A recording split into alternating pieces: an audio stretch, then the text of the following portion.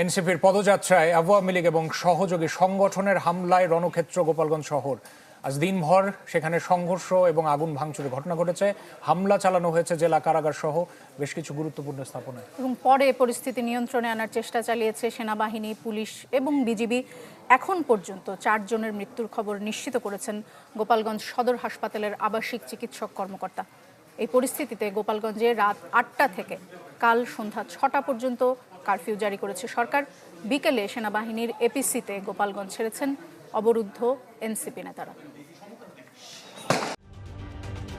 ঢালাইয়ে দৃঢ়তা, নির্মাণে নিশ্চয়তা। প্রিমিয়ার সিমেন্ট, ঢালাইয়ের রাজা।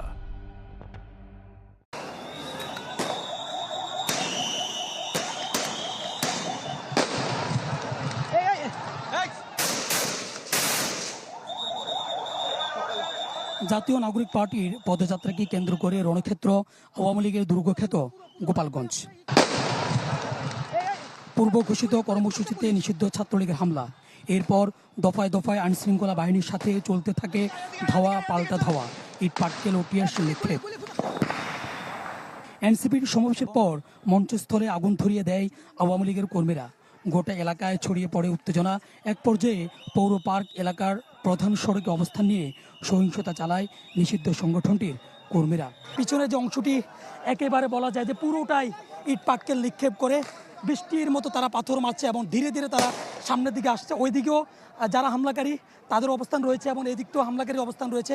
শুধু মাঝখানে যে জায়গাটি সেখানেই আইনশৃঙ্খলা রক্ষাকারী বাহিনীর সদস্যরা অবস্থান নিচ্ছেন। পুলিশের ধাওয়ায় অলিগলিতে ঢুকে পড়ে সাংবাদিকদের উপর চড়াও হওয়ার চেষ্টা চালায়।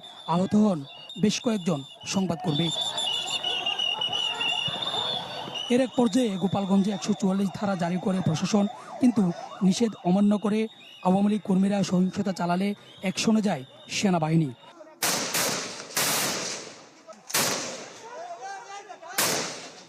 বেশ কয়েকটি এপিসি কার নিয়ে এগিয়ে গেলে পিছু হটতে থাকে সহিংসতাকারীরা।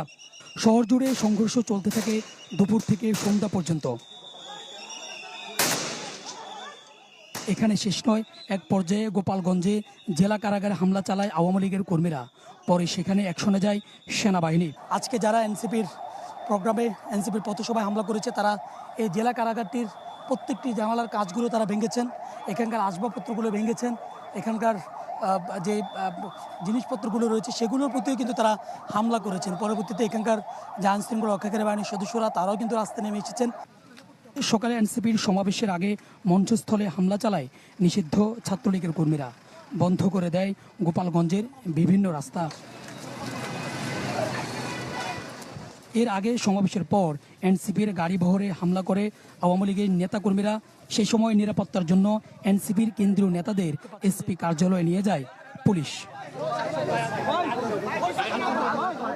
পরে এপিসি কারে জাতীয় নাগরিক পার্টির নেতাদের নিরাপদে সরিয়ে নেয় সেনাবাহিনী।